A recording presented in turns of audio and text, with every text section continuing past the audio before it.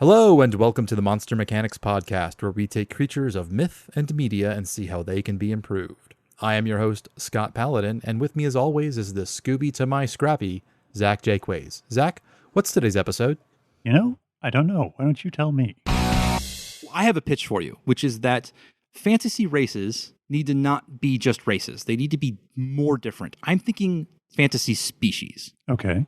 A lot of people feel like they need to include elves and dwarves and halflings and gnomes and things like that in their worlds. Sure. They're staples of fantasy. Exactly. And they're a sort of a lingua franca for the fantasy world. But as time has gone on, I think that these all have drifted closer and closer together in the public consciousness, so that elves are just kind of a funny kind of human, and dwarves are a kind of funny kind of human, and Sure. halflings are short little humans. And why not just make them all human then? So my proposal is that elves and dwarves, halflings, gnomes, things like that need to be actually different species from one another. Okay. And therefore, you get real diversity in your world, where when you interact with an individual of one of these other species, you're not just talking to sort of a funny kind of human who has pointy ears or is really short or one of those things, but is wildly different from you. And that Sure. gives you a much greater breadth of characters that you can deal with and interesting conflicts. Okay. So let's talk elves. All right. Elves are, there's such a big mishmash now in fantasy worlds. They are, and they tend to sort of have very similar features in that they are sort of the best kind of human, but with pointy ears. Yes. And there are some tropes that they have, like usually they're more dexterous, but less hardy than humans. Mm-hmm. But if you're pulling Tolkien's elves, they're just better than humans in every way. Mm-hmm. The Tolkien Ubermensch. Really are, in a sad sort of way. Although, okay, side note, there's a theory going around on the internet that elves can see farther than the curvature of the earth because they are flat earthers. There's a line. I love that. There's a line in the Silmarillion about how they were created before the world was bent. And then somebody did the math on how far Legolas could see according to the map. With his elf eyes. With his elf eyes. And then somebody came to the conclusion that either he was seeing it as a flat world, or that he had like periscope eyes that were like 15 feet in the air. Okay, back to how do we make elves more different? They can't just be like humans, but better. Okay. So what's a feature of elves that we want to take and to make them more about? Like, is it that they're woodland inhabitants? Typically, they are portrayed as sort of woodland inhabitants with kind of a very refined society. Very refined society, very old. You've got high elves and wood elves typically, and depending on what source you're appealing to. Yeah, that's true. So yeah, again, there's such a big mishmash that's almost hard to find out what it is that is at the core of being an elf. Mm-hmm. I think that most people would agree that elves are more in touch with nature than man. In fact, you typically see a spectrum where it's like men in the middle as sort of the ones who are both in touch with nature and mechanics. Mm-hmm. And they put elves on one side and dwarves on the other. Okay. And I think that might be one of the most universal features of elves that I can think of. So let's take that. Elves are more in tune with the natural world than humans. Mm-hmm. If they're no longer a species with humans, they could have been a prey animal at some point in the past, or have aspects like a prey animal, which would be like they could have eyes on the side of their head, more out to the side. Mm-hmm. I really want to give elves antlers. I keep seeing it in World of Warcraft, and they did it. I think they did it in a couple of the Lord of the Rings movies too, where they just give them a crown that has antlers on it. Oh, sure. And it looks great. Let's just give them antlers. All right. Are we talking like stag antlers, moose antlers? If you're making a player character class, I think it's up to the player character. I think some diversity is fine. Sure. In fact, this is an interesting idea. If they're in touch with nature, maybe they're in touch specifically with plants. Okay. And maybe they have antlers, but they're branches or otherwise plant material. And so you have lots of different kinds of plants that could be growing out of the top of these guys' heads. But you might see in a certain season, various members of the elf society might start to bloom. Oh, that's an interesting idea, yeah. And have actual flowers growing out of these appendages off their heads. Mm-hmm. I like that. They might be kind of like a lot of antlered species where they drop off during certain seasons or during certain stages of life and then grow back in. that could be very visually appealing. They provide a very interesting visual twist. Yeah. Yeah, and it also signals very clearly that that's what these guys are about, is that they are in touch with the natural world, specifically maybe plant life. In that case, you might go so far as to make them vegetarians. They could be, hunters, and which would explain why they're so good. Or why not give them photosynthesis? Yeah, let's do it. Okay, so we have photosynthetic elves who are very much in touch with nature. I think that they're really often associated with bows too. So we might want to start to think about why that might be the case, why they might be such good archers. That's normally a hunting thing, which is why you would do that. So we have to kind of come up with why they'd be so good at it, but we can put that on the back burner. They are photosynthetic, which means they're not necessarily farmers either, because they can just sort of make their food. Okay. And if they're not farmers, they don't have a reason to settle down initially. They might be very nomadic because wherever they go, they're going to find food. So one of the things that's also kind of traditionally an elf thing is they're very, very long-lived. That is a perfect lineup with us just making them plants. Sure. And what if as elves grow older, instead of currently when elves become older, say 1,000 years or so, they're still visually indistinguishable from the younger elves of their race. What if this sort of plant thing in the top of their head just sort of gradually takes over and they root after a certain age? Okay. And their civilization becomes kind of based around their elders, which are now rooted to the forest floor. Okay. So we're imagining a world where elves and treants or ents are the same species. Very possibly, yeah. I think that works really well. That the longer you go as an elf, the longer they go on, the more plant-like they become, the less animal-like they become. And like a plant, if they're long-lived, they're sort of how caught up they are in the moment, how caught up they are in the now, sort of drifts away. They're more thinking about the 1,000-year picture than they are the day-to-day picture, and that makes it's a very alien way to think about things. They might even be sort of deity-like to their communities. I love that. That's really cool. And that gives them a reason to settle down, because once one of them roots and they don't want to abandon their loved one and still communicate with this, a font of knowledge that, it's 1,000 years worth of their knowledge and how to get around and skills and things like that they can learn from. So that's valuable. They wouldn't want to give that up. So hunting might become less about not necessarily creating a food, but collecting fertilizer to fertilize their elders. Okay. Yeah. All right. Or maybe it's the fact that, just as an aside, maybe it's something about the wood. Like a bow is a piece of usually ash. The best bows, or at least in European bow making that I know, it's a piece of ash that you've carved in a very particular way to make it to be very strong and flexible. And it's carved, and it takes a lot of. It's not even a scientific thing. You can't make a template and then make bows with it. You have to kind of custom craft each of them, which I can imagine something that is part plant itself and is very much in tune with trees and the wood. That might just make them good at that. That is something they are really good at making. So you could come in from that angle where they don't even need to hunt really. They just really enjoy archery, and they have a long time to get good at it, and so they become very good at it. In fact, you could see almost an nth stage elf, one that's been around a long time but hasn't rooted, where it's just grown its arm, its fingers out or something like that, where it's become a bow. Yeah. And it has just strung some catgut or whatever or sinew, and it just uses that. It's got a bow built in all of the time, which I like. Be an interesting evolution. And if they're in touch with nature, maybe they have a sort of innate ability to modify and build out of living plant.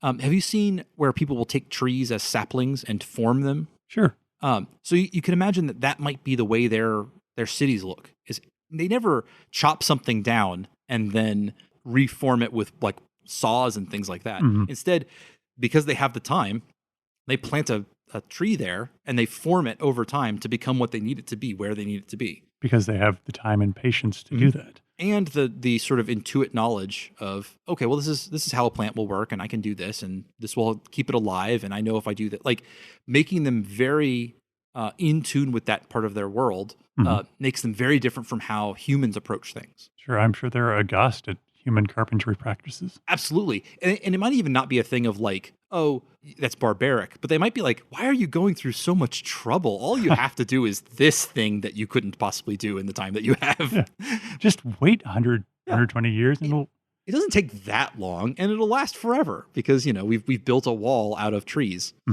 I like that a lot.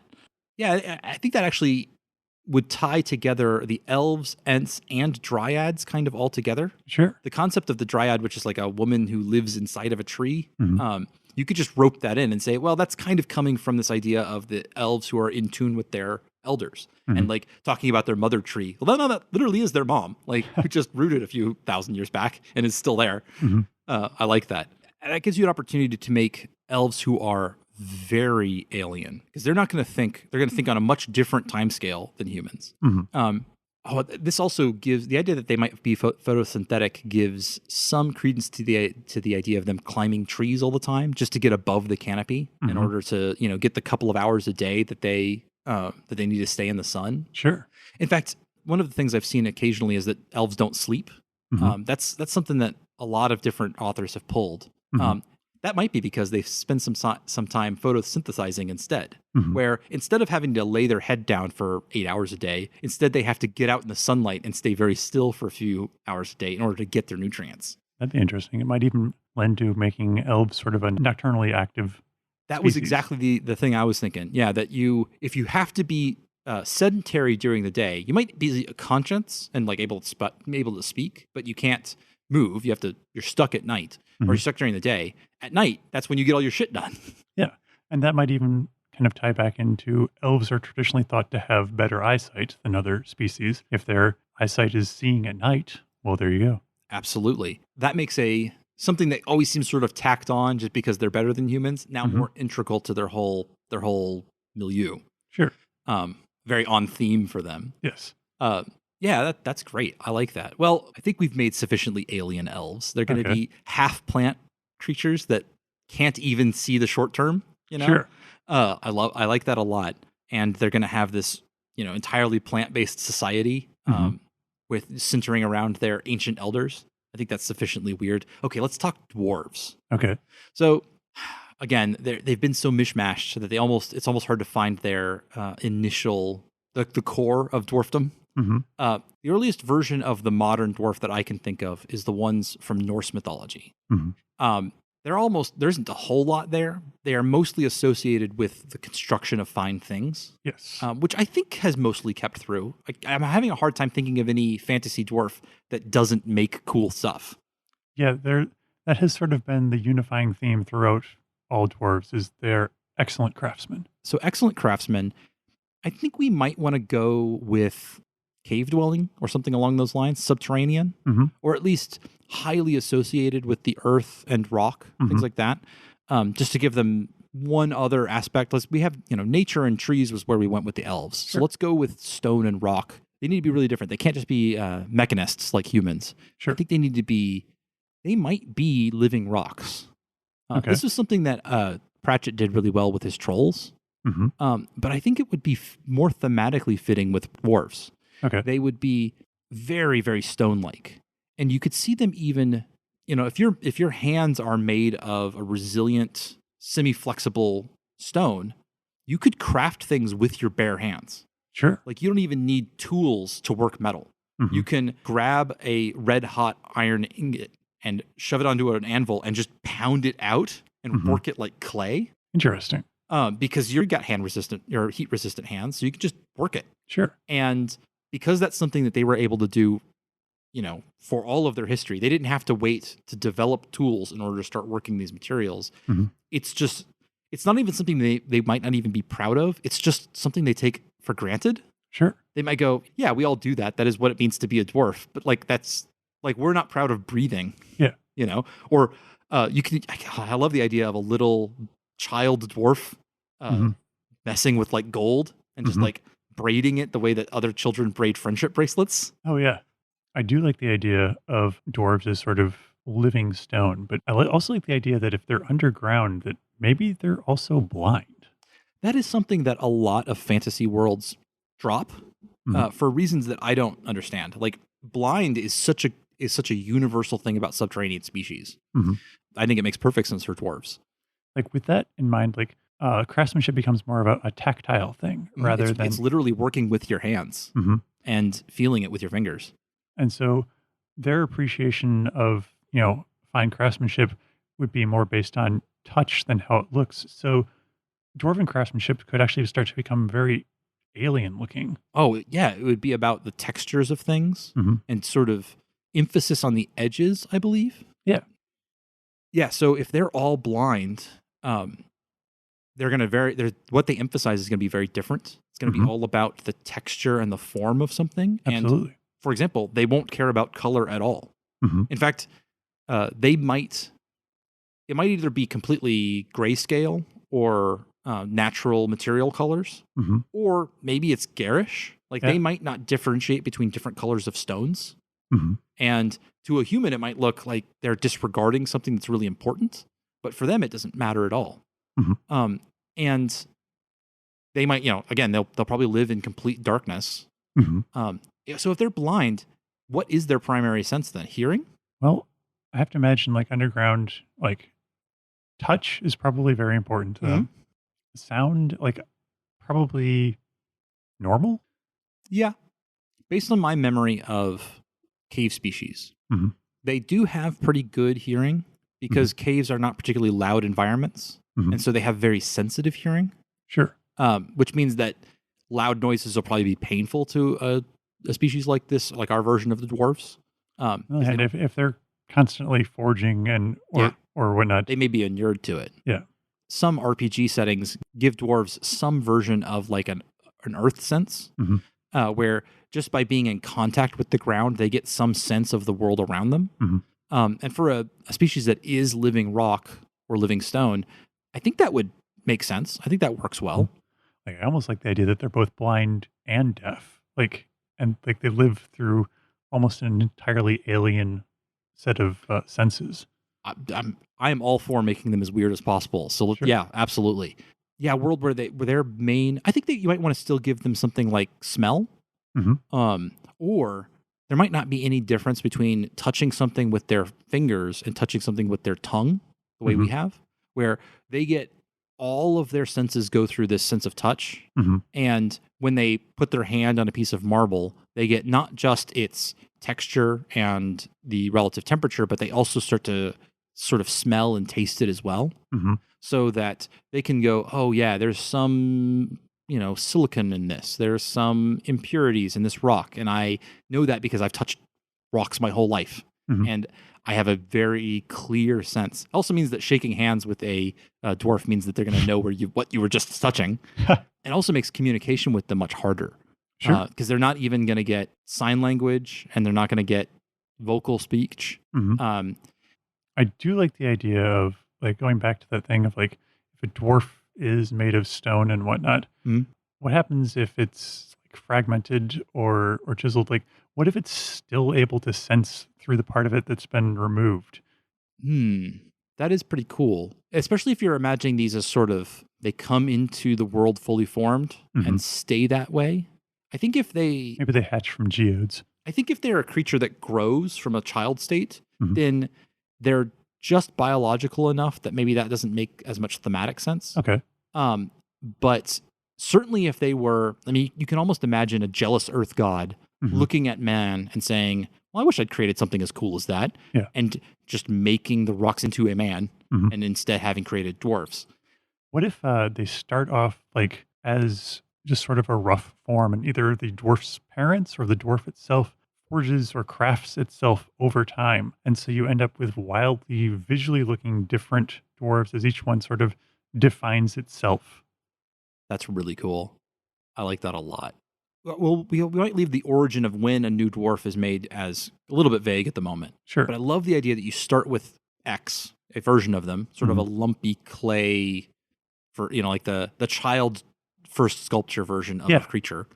And yeah, they get crafted over time. That's really cool. You could have very small ones for that like doing small, delicate tasks. And then you might have the dwarf, quote unquote, that is several stories tall. That is about, his job is mostly to move things about and operate really heavy machinery and stuff like that. And they're this society that, I don't think working on yourself is going to be a very easy thing for a creature to do, just from the angles. And also, like, you don't have as much of a good sense of yourself. So they're going to be very reliant on each other. And that task of going in and refining your own shape or changing your shape might be their version of like communal grooming in other species, where that's how they socialize. That's how they... The dwarven barbershop, as it were.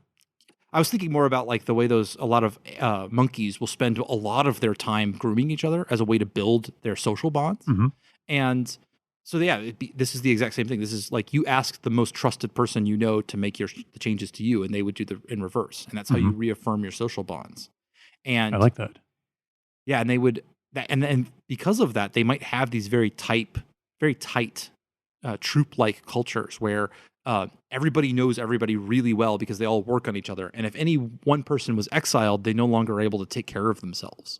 And that they might literally break down over time. Like you're talking about fracturing or cracking. Yeah. Maybe that's one of the things they do frequently is repair those little micro fractures and rebuild the worn down parts of each other so that if one of them was to leave, it is literally a death sentence.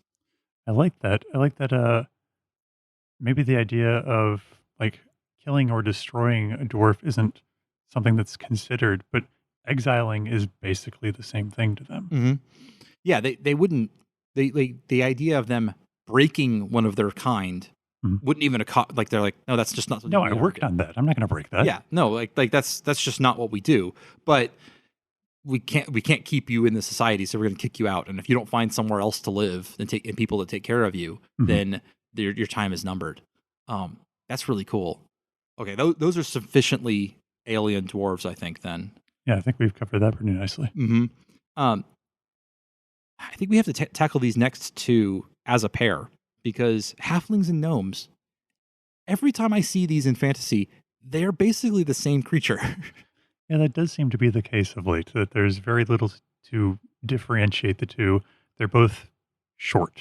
They have a lot of the same sort of, especially D&D halflings, have that kind of mischievous nature that gets pulled in from some places that wasn't part of Tolkien's vision for them, but is definitely a very gnomish thing as well. So we really want to differentiate these two. Let's tackle halflings first. Sure. This is one of the few creatures we're going to talk about that has a canonical origin, because everybody is pulling off of Tolkien, and Tolkien seems to have made up hobbits, trademark, seems to have made up hobbits kind of out of whole cloth. And he was doing it specifically to evoke the pastoral farmers of England. And that was kind of their thing. That was they had their own craftsmen. They had their own small little lives that they liked by themselves. They lived underground and grew very good crops. And that was kind of their thing. And to Tolkien's credit, halflings were a kind of man in his world. Yes. They're one of the few things on this list that was actually listed as a kind of man. So maybe they wouldn't have to be all that different, but let's make them different. Sure, why not? Just for the heck of it. Why would they be so small? I think we could pull in the fact that they live in burrows. Okay. Because the smaller you are, the less you have to excavate for a burrow. So they're underground houses, maybe how they've been living for most of their development, which would explain... Mole people. Okay, well then we're going to go with naked mole rats even. Oh no. If you want to make hobbits naked mole rat people, then they're going to be hairless. They're going to be blind. They're going to be apparently immune to cancer and be able to survive in incredibly low oxygen environments, which is what their hovels are. They're also the closest thing that mammals have to like a termite colony. They have a single female that does all of the birthing, and all of the rest of them kind of act like drones. Interesting. Now, that's a really weird way to take hobbits. That is a really weird way to take hobbits. I don't know if you had any other thoughts on that before I derail this. Derail away. No, I like the idea that maybe the reason hobbits are living in these burrows or dens is because that's what they were most equipped to create for themselves. Mm-hmm. Maybe they've got large digging claws and star-shaped noses.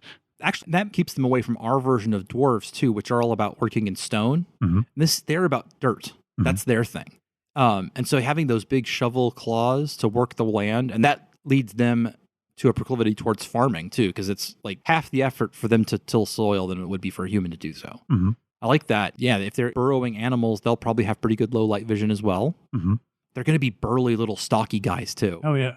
And that might explain the big feet a little bit. Sure. Because like human hands are one of our sense organs in a lot of ways. There is so many nerves inside of our hands. And there are a similar number in our feet as well. Mm-hmm. If you're a creature that is very interested in the nature of the soil around you, because that is the world you live in and the place from which all of your food grows, they might be consciously keeping themselves barefoot so that they can get all of that information. Stepping through the soil and digging their toes into the dirt might be a way for them to get lots of information about what's going on in that soil and dirt. Know how much they could dig, know if there's any worms, know if there's what the soil content was. I like that. That makes a feature of halflings and hobbits, the sort of barefootedness of them, part of them instead of just being they've got big hairy feet. Yeah. And also because if they've got big shovel-like digging hands, those might be comparatively less sensitive. That would make sense, yeah. Going off of that, handshaking with giant shovel hand claws is probably not a very good greeting. No, probably not. They might press the soles of their feet together. An interesting idea. That might be the closest analog to them. I also like that if they're like kind of a developed society, that if they still need to manipulate things, like maybe they have prehensile feet. Oh, little hand feet. Yes. I love it. And like long toes that are like fingers. And like when they're trying to interact with things, they're standing on their hands and manipulating things with their feet. Oh, that's so weird. I love it. Yeah. Okay. So they have these big, heavily muscled arms that are longer than a normal person's arms. Sure. Yeah. Than a human's arms. So that they are actually proportionally, anyways. Yeah, proportionally. And they might move in a sort of gorilla type gait where they're pushing, they're resting themselves on their hands through part of it. And maybe they have the ability to even walk on their hands or on their legs if they need to, but that they're most comfortable doing that sort of four-legged. Yeah, that kind of lope. Yeah, that lope. And then, whenever they need to actually do something, if they need to do something heavy, like pick up something big, they use their big, heavy claw hands. They dig with those, and that's how they get the tubers and roots and stuff out of the ground, and that's how they work the soil. I like it. Excavate things. And then for fine work, like even eating probably, like getting food into your own mouth, you like stand up on your arms and your little hand feet come out and do all of the work. That is so cool. I like it. Yeah, that's as weird as it needs to get. That's so beautiful. I love this version of I kind of historically hate halflings, and this is a version of it that I am really interested in. Excellent. That's so good. Okay, so then what do we do with gnomes? Okay, well, gnomes are often seen as traditionally fey creatures, correct? Yeah, they're it's just another word for like there's a really common folk legend of like the little people that live around you. And it seems to be really old with humanity because we've got lots and lots of different names for them and lots of different very similar legends. Sure. And so gnomes is just a word for that. So you can either pull back to that or you can kind of take it in your own direction, whichever feels good for you. Well, I do like the idea that gnomes are kind of maybe sort of a trickster spirit or creature. And I like the idea that that kind of manifests as just like this, like a very tiny creature, even smaller than they're typically portrayed. Like, make them real small. Yeah, like, or maybe their sizes range. Like they could be anywhere from like child-sized to mouse-sized or smaller. Yeah, absolutely. Maybe not even it's not even like there's different kinds of gnomes and some of them are big and some of them are small in terms of like, there's not races of gnomes. Sure. But that two regular sized gnomes might have a tiny little child or like the child-sized gnome and the mouse-sized gnome might totally be married and that's just normal for them. Yeah. That's just totally fine. I'm going to pull in the Knack Mac Feegle from Terry Pratchett's books. Okay. They are naked mole rats from earlier. They're a colony structure where they're all small and they have one female that does all of the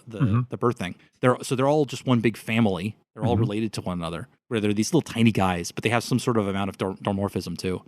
Yeah, the idea of pulling on their illusion and tricksterness is pretty cool. Some versions, like some RPGs, give them like illusion powers kind of natively. maybe that has to do with, I know that a lot of the times the easiest illusion is to sort of create lights. Mhm. You might approach them as they're one of the Will-o'-the-Wisp origin stories. Interesting. Like they make these little lights for some sort of reason, and that's what people see in the forests. Our gnomes are bioluminescent. Well, I was thinking they were making them out of magic, but yeah, we could totally do bioluminescent gnomes. Yeah, no, screw it. Let's do that. Okay, so we've got They bioluminescent have gnomes. bioluminescent spores. Okay, so bioluminescence is often used as a sort of lure Hmm. for prey animals. Okay. That if you're in a dark environment, the other option is like fireflies, where it's a way of signaling to your own species, like where you are and who you are, which sounds interesting to you. Well, I think we've already kind of touched on the bioluminescence as a lure Yeah. with our mermaids episode. Yes. Okay, so then let's go with they flash lights to talk to one another then. All right. Fireflies traditionally do this for mating purposes. They make their butts glow so that other fireflies will be like, ooh, look at that sexy glowing butt. But I think that a sentient species, I think that might be their primary form of communication. Oh, I like that. So they basically have built-in fiber optic communication. Absolutely. And, okay. So they're tricksters, right? Yeah. So let's give them the sort of color changing abilities of cephalopods. Okay. A lot of squid and a lot of octopides. If ever you're going to say the plural of octopus, remember how much fun it is to say octopodes. Octopodes. All right. Okay, so if you're going to go for the first for me.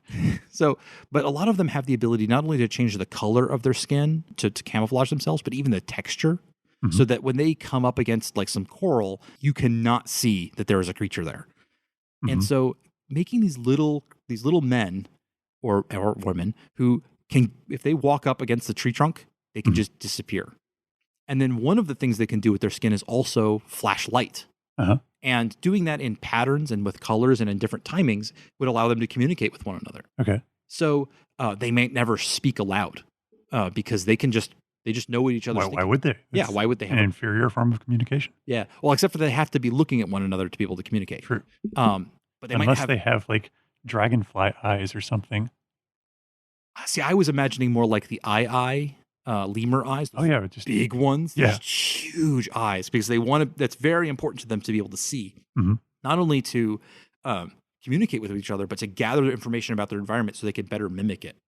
So you could see gnomes that literally, you could look into a forest and there might be hundreds of them out there, and you wouldn't see a single one. That's creepy. That is really eerie. And that means they're a prey species. If they're so worked up with camouflaging themselves, they're definitely avoiding some sort of predator. Although they might also be ambush hunting prey, which is cool. Could be both. They don't necessarily have to be the top of their. No. I think they're ambush hunters. Okay. Because that's fun. Yeah. I still like your idea of having there's multiple different sizes of them doing various different tasks. But you can imagine like a deer running through the forest and it stops for a second and then just it's like out of nowhere it's surrounded by hundreds of gnomes that leap on it all at once. That's great. So yeah, and a creature like that has no reason to speak. Oh man, imagine one of those trying to interact with a dwarf, one of our dwarves. Interesting. Where I guess we never did figure out how to communicate with dwarves, but like a gnome would have extra hard time. Yeah. That's cool. See, that's another race that I am totally not interested in normally, but this version of it's really cool. Yeah. I also like the idea that they have no trouble seeing each other. Like they're so good at differentiating things that because that's what they do all the time. Sure. That they could look out and it's like, no, they're going to be incredibly perceptive people. Okay. I don't know where that takes us, but it's a very interesting knock-on effect of their nature. They also wouldn't ever wear clothes. Why would they need to? They wouldn't. Well, it would be counterproductive. Would they want to? Yeah, it would be counterproductive. They would just make themselves look like the world they want. So if you have the non-feral, the tame gnomes, the ones who aren't out in the forest, naked, pressed against the tree, waiting for a deer to come by, the ones that have managed to make it to civilization, they might have sort of adopted clothing. But it's really just them. Like they make themselves look like they're wearing something. Oh, yeah. Or give themselves a pattern that's distinctive.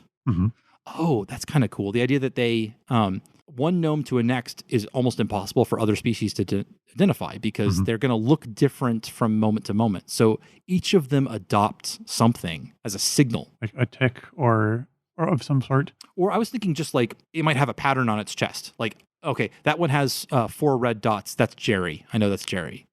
But that means that like other gnomes could totally impersonate Jerry. If it's an approximately right-sized gnome and he put the 5 dots on his chest, no other human's ever going to know. And they might not even care. Like you might have a population of these living in a city.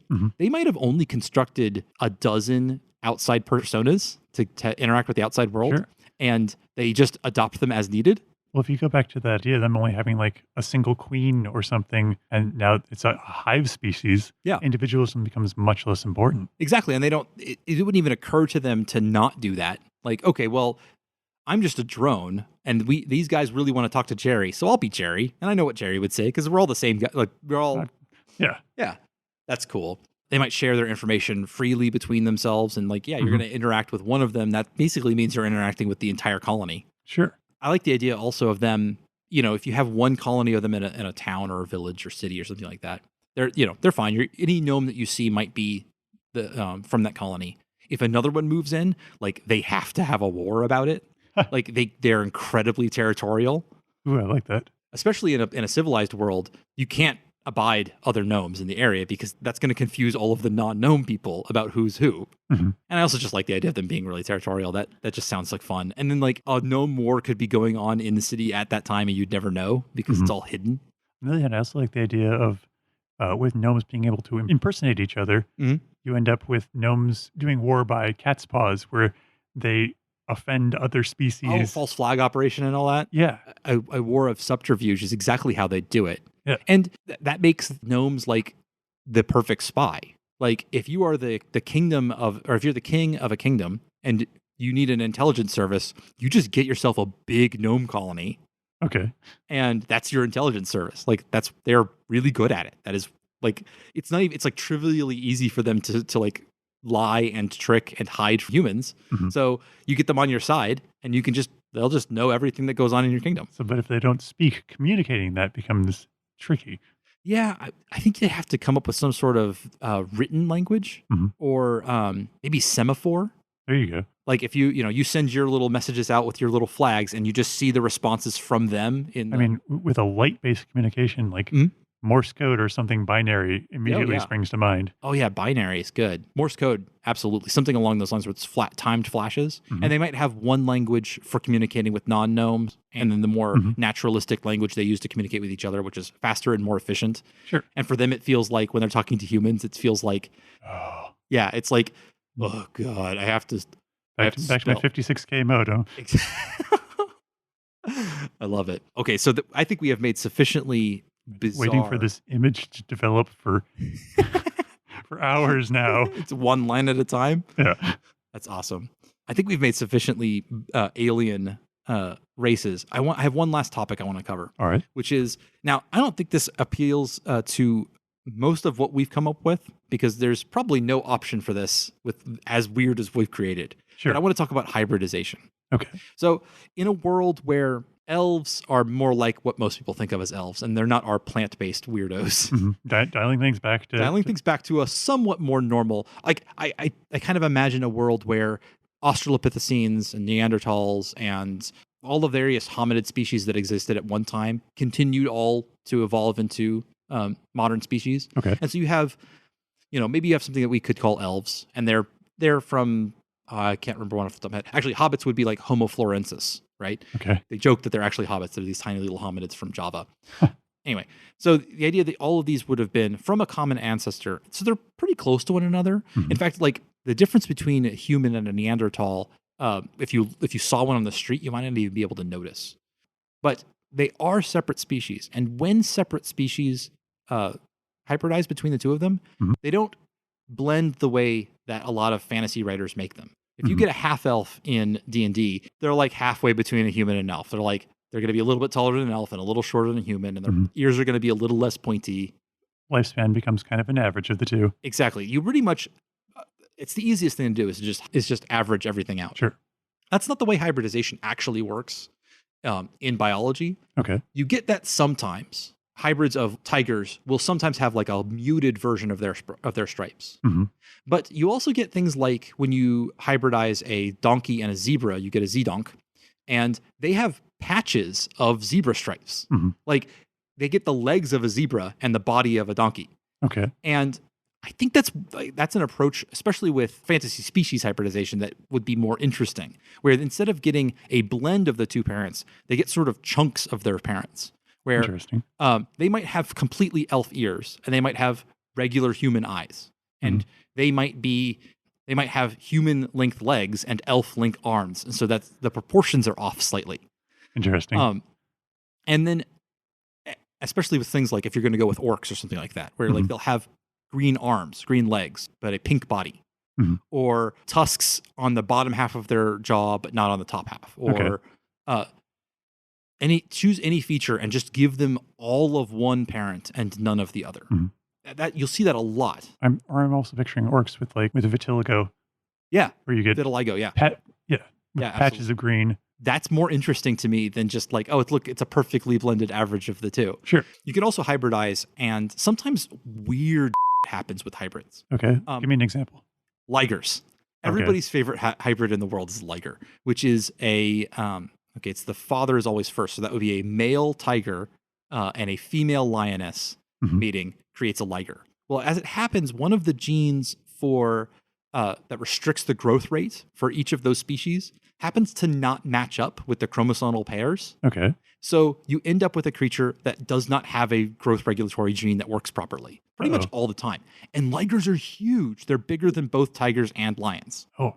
And so if that is maybe how half orcs might work, you could have when a orc and a human mate, you might get a half orc that's bigger than orcs. Maybe that's just what ogres are in this world. It could be.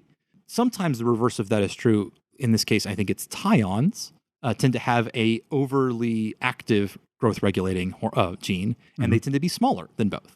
You get itty bitty tiger lions.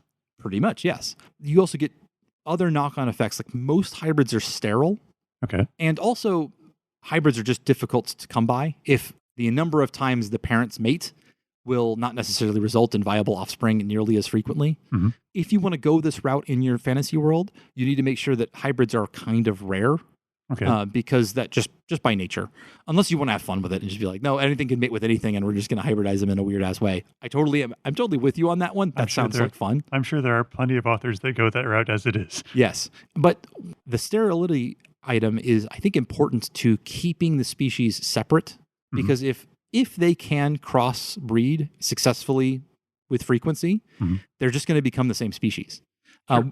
Going back to our example of Neanderthalensis and modern humanity, they hybridized pretty well. And if you are of European descent, there's a pretty good chance you got a significant amount of Neanderthal DNA floating around in your bloodstream right now. Gotcha. Because when the modern humans came out of Africa and met the Neanderthals in the Neander Valley, if nowhere else, they got it on.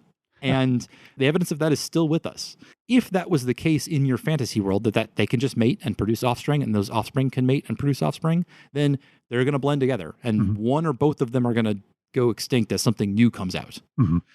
There are some, especially with plant species, this happens a lot, where when you hybridize something, it's better than both of the parents. Sure. And if it's viable, it'll just take over and remove the two of them. A non-plant example would be Africanized honeybees, which some South American apiarists did in the 90s, or not 90s. They did it in the early 20th century. And it turned out that Africanized honeybees were much better than American honeybees, and they just started taking over.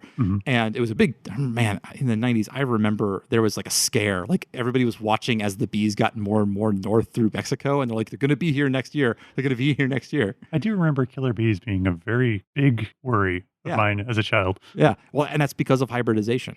So if you want to maintain the sanctity of your various races, you need to make sure that the hybrid can't outcompete the parent races. On the other hand, I do like the idea of a story where the looming threat is half-elves. If you want to lean into it, that's awesome.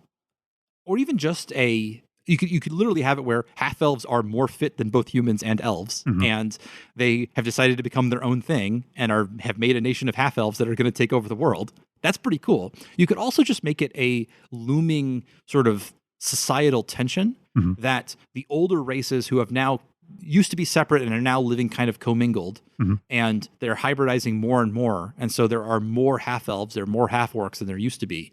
And now all of the old timers are getting really worried about the fact that they're actually going to be extinct. Well, actually, like going back to the idea of like removing limiters, Mhm. I actually like the idea of like half elves are actually immortal. Like, Oh yeah, whereas elves, eventually die after, 1,000 years or something.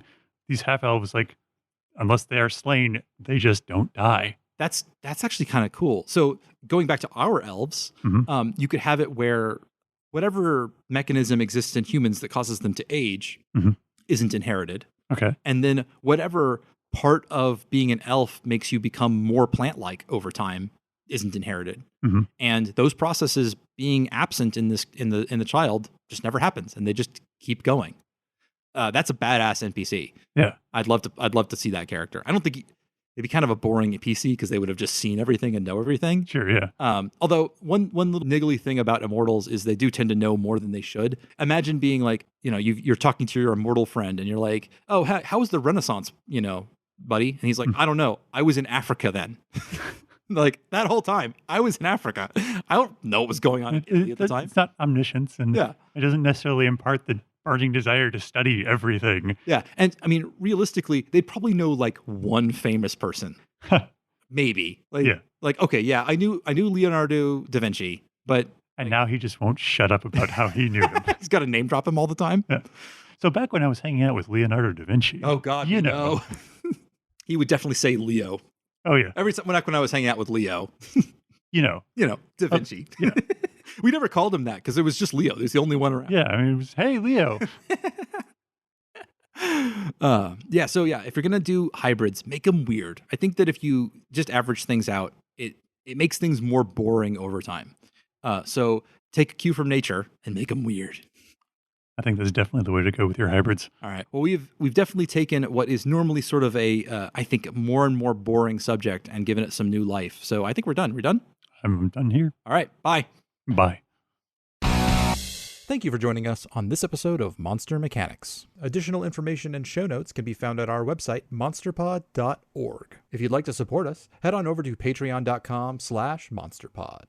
We'd love to hear your feedback. We can be reached on Twitter at MonsterMPod, or you can email us at monstermechanicspodcast@gmail.com. Monster Mechanics is produced and edited by Scott Paladin. This episode was hosted by Scott Paladin and Zach Jaquays. All of the ideas generated in this episode are released on a do what the fuck you want public license.